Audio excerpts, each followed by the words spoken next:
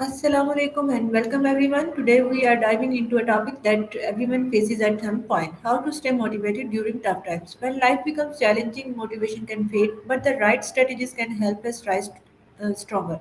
I'm your host, Urooj Islam, and today we are joined by a very special guest, Maya, who will help us understand how to stay focused, inspired, and resilient even in the hardest moments. Maya, thank you for being here. Let's begin. Maya, All right, I'm writing it. What does motivation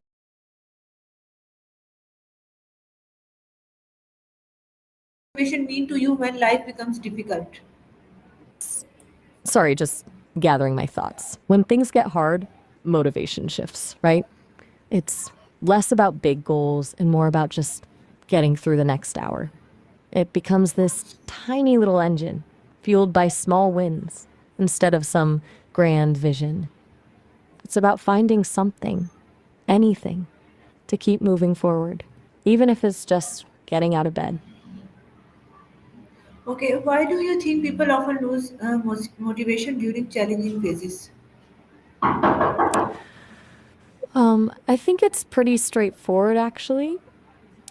Challenges trigger a stress response, and when you're stressed, your brain prioritizes survival. Long term goals, they kind of fall by the wayside when you're in fight or flight mode. Plus, setbacks can mess with your confidence, making you question your ability to succeed.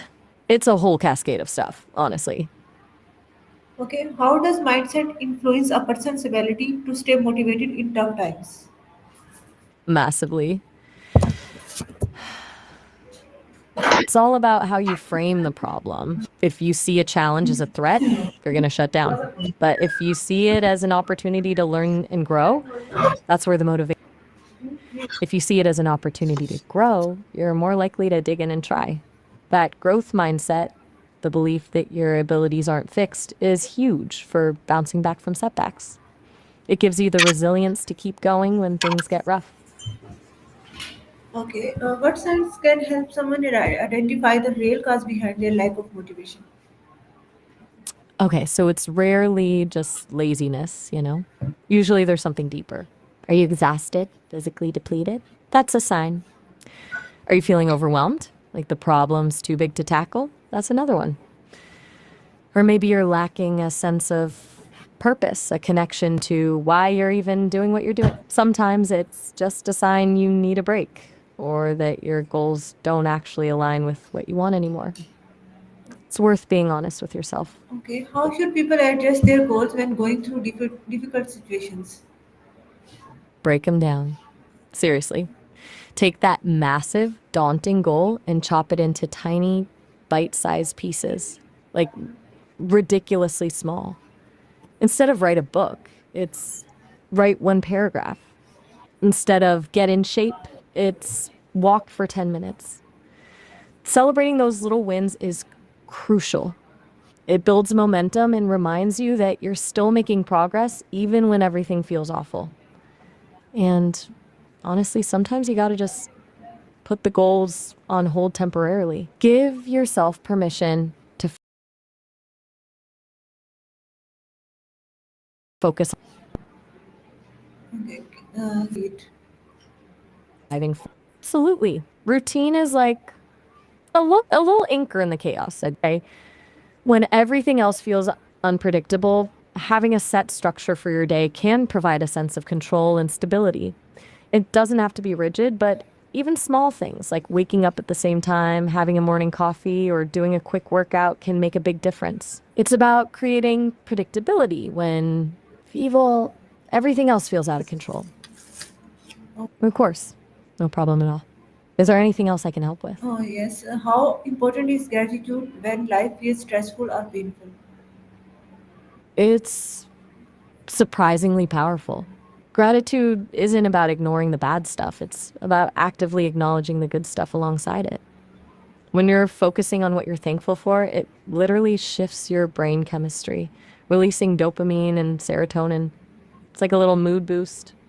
And it helps you see things in perspective. Even in the midst of a crisis, there's usually something to be grateful for, even if it's just a warm cup of coffee or a supportive friend. It's a small thing, but it can make a big difference. Okay, what can people do to stay focused when their emotional or physical energy is low? Oh, that's the worst, right? When you're running on fumes, okay, first, cut out distractions. Phone on do not disturb, close unnecessary tabs, find a quiet space. Second, focus on one thing at a time. Multitasking is a myth. Seriously, it just depletes your energy faster. Third, take frequent breaks, like really short ones.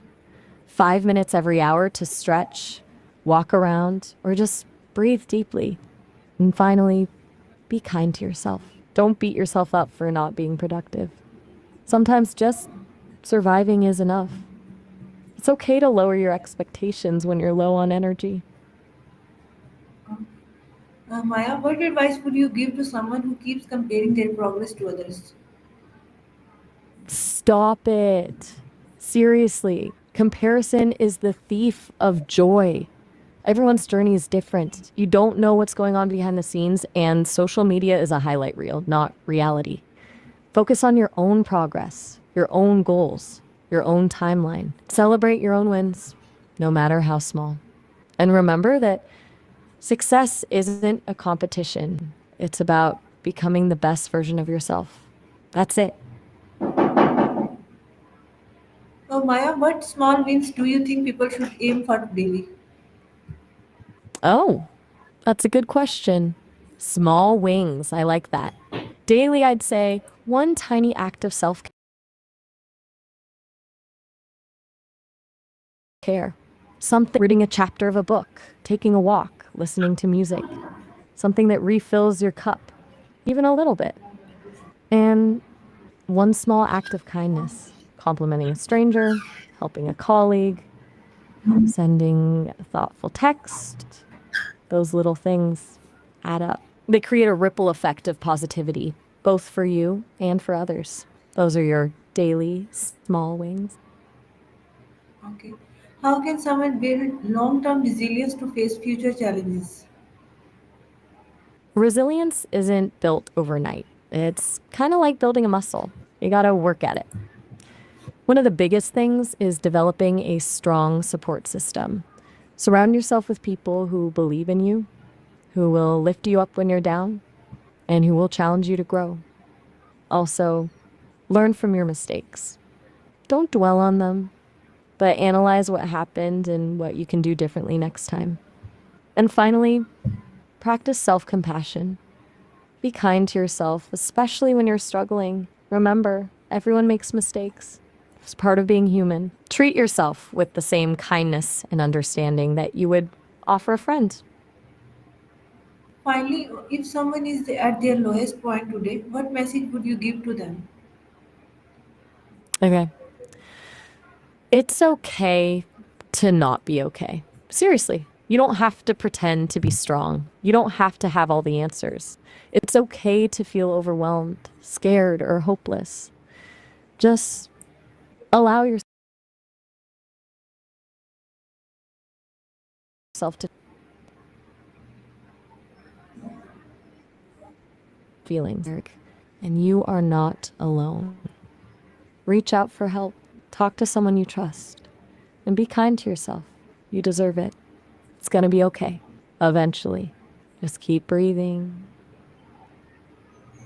Okay, thank you so much, Maya, for sharing such powerful and uplifting insights. Tough times are a part of life, but motivation is something we can rebuild every single day. To everyone watching, remember you are stronger than your struggles, and every challenge carries the possibility of growth. Stay hopeful, stay committed to your journey, and never underestimate the power of taking one small step forward.